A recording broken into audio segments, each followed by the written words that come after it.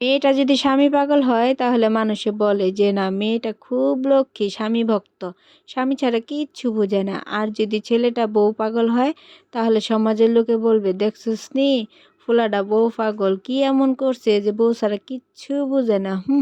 Hello everyone, আসসালামু আলাইকুম। সবাই কেমন আছেন? বাচ্চাদের জন্য বিকেলবেলা নাস্তা বানাবো, তো এখানে নিয়ে নিছি হচ্ছে কচুর পাকোড়া বানাবো আজকে। তো কচু আর হচ্ছে একটা আলু আমি হচ্ছে গ্রাইন্ডারে কুচি কুচি করে নিয়েছি।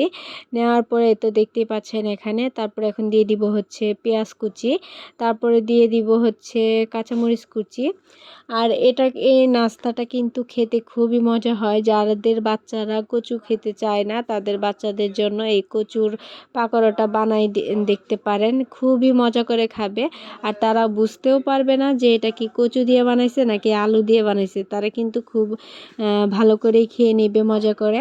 তারপরে দিয়ে দিলাম হচ্ছে হলুদ গুঁড়ো, তারপরে দিয়ে দিছি একটু মরিচ গুঁড়ো। আর আমার বাচ্চারা মরিচ খাইতে পারে, ছোটোবেলা থেকে ওদেরকে মানে খাওয়ানোর অভ্যাস করতেছি। আর এখানে দিয়ে দিছি লবণ পরিমাণ মতো। আর রসুন হচ্ছে আস্তা রসুনই দিয়েছি, যেহেতু থেতো করে দিলে বেশি ভালো হতো। তো যাই হোক, কোনো সমস্যা নেই, দাঁতের মানে কামড়ে পড়লে কিন্তু ভালোই হবে। আর এখানে দিয়ে দিব পরিমাণ মতো বেসনটা দিয়ে দেওয়ার কারণ হচ্ছে তাহলে পাকোড়াটা মচমচে হবে আর কি। তারপরে আমি আবার দিয়ে দিছি অফ ক্যামেরাতে একটু চালের গুঁড়াটা দিলেও বেশি মচমচে হয়। এগুলো দিয়ে ভালো করে মাখিয়ে নিব। মাখিয়ে নেওয়ার পরে চলে আসলাম ভাজার জন্য। চুলার উপরে একটা হচ্ছে ফ্রাই প্যান দিয়ে দিছি। আর এই ফ্রাই প্যানটা কিন্তু খুবই ভালো, মানে তেলও কম লাগে আর হচ্ছে পেঁয়াজগুলো আর কি পোড়া ধরে না, মচমচে হবে কিন্তু পোড়া ধরবে না।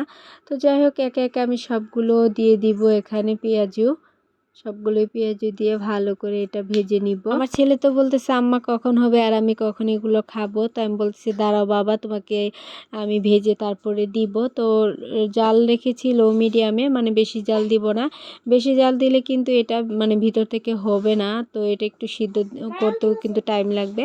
তো যাই হোক, এখানে হচ্ছে আবার খেসারির ডাল আছে, যে এই খেসারির ডালগুলো সিদ্ধ করে নিচ্ছি, এগুলো রাতে ভর্তা বানানো হবে। তো এখানে আমি অনেকগুলোই দিয়ে দিছি, দিয়ে দেওয়ার পরে তো দেখেন কতটা মচমচে হচ্ছে। আর এটা খেতেও কিন্তু সেই লেভেলের সুস্বাদু হয়েছে। আপনারা হচ্ছে সাথে সস দিয়েও খেতে পারেন, খুবই মজা লাগে। যেহেতু আলুও আছে সাথে, তাই অনেক ক্রিসপি হয়েছে। আর তো গরম মুচমুচে কচুর পাকোড়াগুলো বানানো শেষ। আর এখন হচ্ছে আমি আমার হাজব্যান্ডকে দিয়ে দিয়েছি খাওয়ার জন্য, সাথে আমার ছেলেও খাচ্ছে। আমার ছেলে খেয়ে বলতেছে মা অনেক মজা হয়েছে। আমার বাচ্চা কচু খেতে চায় না, তো তাই আমি ওকে এভাবে পাকোড়া করে দিছি, খুব সুন্দরভাবেই খাইছে। সে বলতেছে আরও তাকে দেওয়ার জন্য। তো আর এখানে দেখেন মনে হচ্ছে যেন ওষুধের ফার্মেসি নিয়ে বসেছি। যাই হোক, আল্লাহ হাফেজ, টাটা।